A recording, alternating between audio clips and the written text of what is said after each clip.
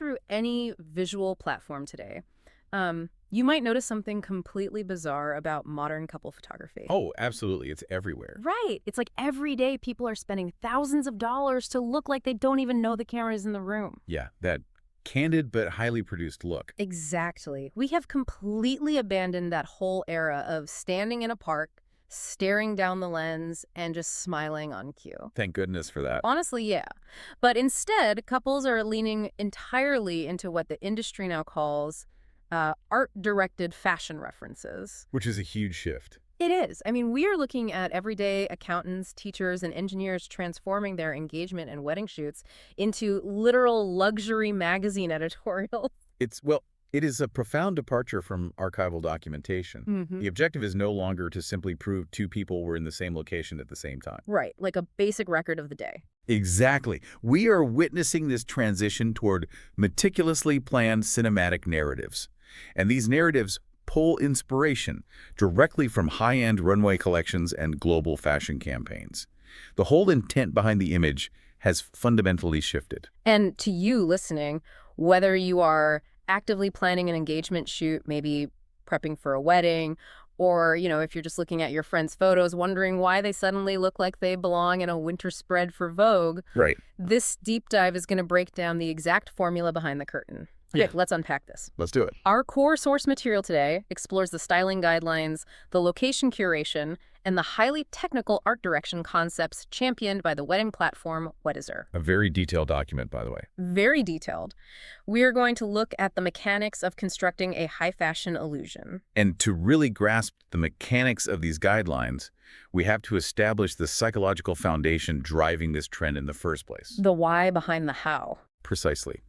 We're looking at a population that consumes thousands of highly curated, premium images every single week. Oh, yeah. Nonstop scrolling. Because of that relentless exposure, our collective visual literacy is higher than it has ever been in human history. Wow, I never thought about it like that, but you're right.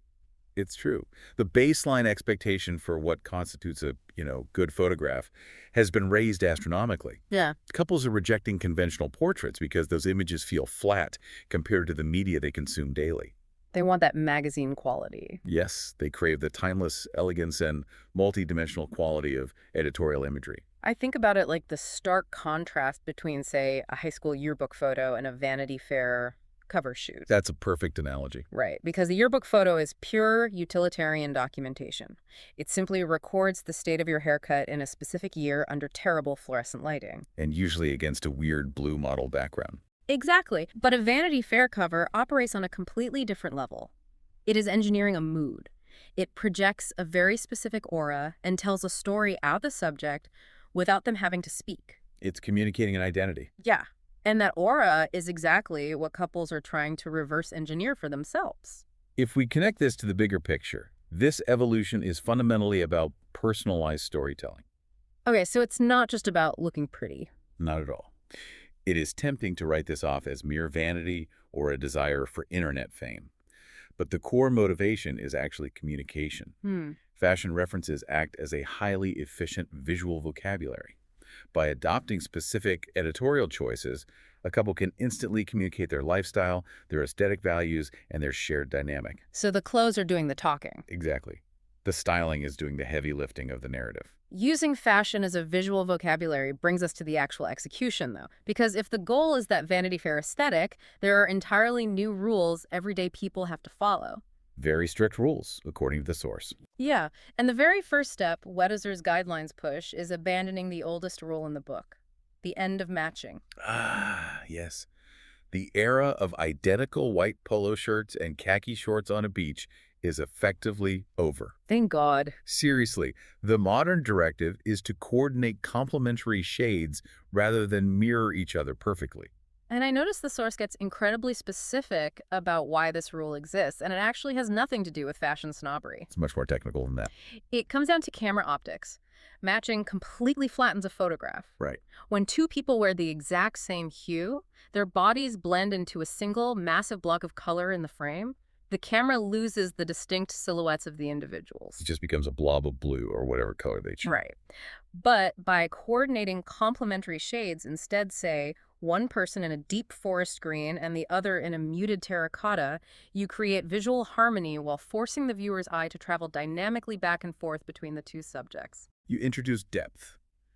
It suggests that these are two distinct individuals who happen to belong in the same cinematic universe, rather than two people wearing a mandated uniform. It's subtle but so effective. It feels sophisticated precisely because it implies effort without looking identical. Here's where it gets really interesting, though. It goes way beyond color coordination. Oh, the fabrics. Yes. The guidelines dive into the actual physics of fabrics, which seems like a bizarre detail for a couple to hyperfixate on, but it is the secret engine of a luxury photo. It truly is. They heavily emphasize textiles like silk, satin, linen, velvet, chiffon, and wool.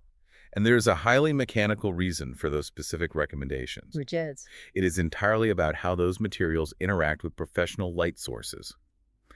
Imagine a photographer using an off-camera flash or positioning a couple perfectly in the golden hour sun. Okay, picture that. If a subject is wearing a basic cotton blend t-shirt, that fabric absorbs the light evenly and flatly. So it's kind of dead on camera. Exactly. Yeah. Gives the camera sensor very little data to process. It's essentially feeding standard definition data to a high-definition lens. Precisely.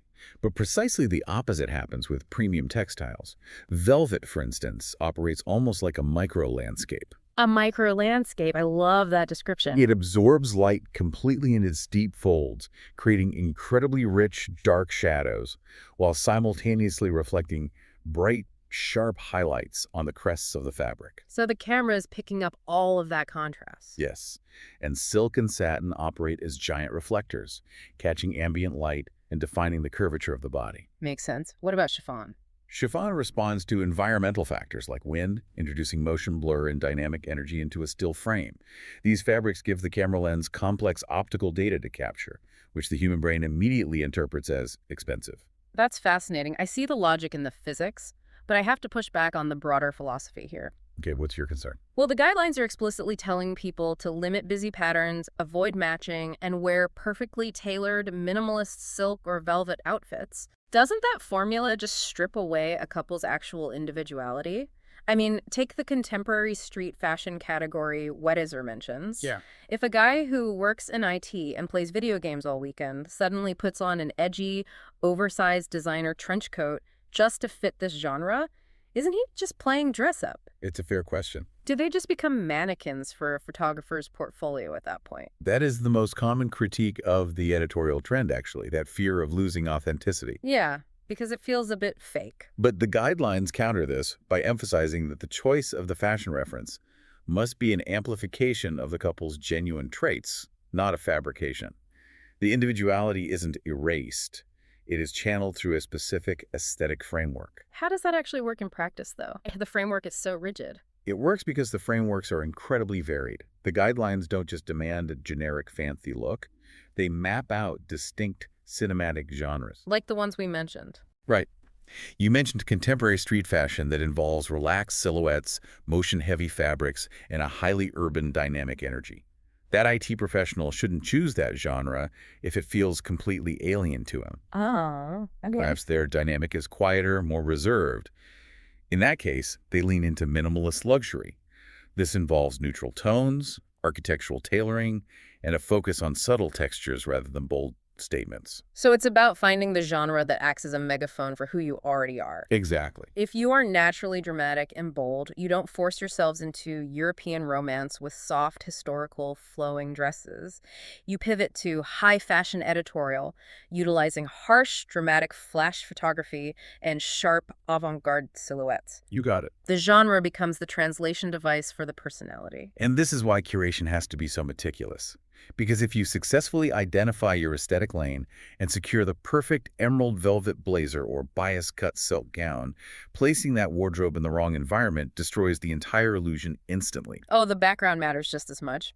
The background must validate the fashion reference. The environment acts as the supporting actor. I mean, the text lists some highly dramatic locations that are dominating these shoots, right? Like luxury hotel lobbies, European-inspired stone architecture, coastal cliffs, botanical gardens, and stark minimalist studios. Very specific vibes. Extremely. But what struck me is that you can't just pick one at random because it looks pretty. No, absolutely not.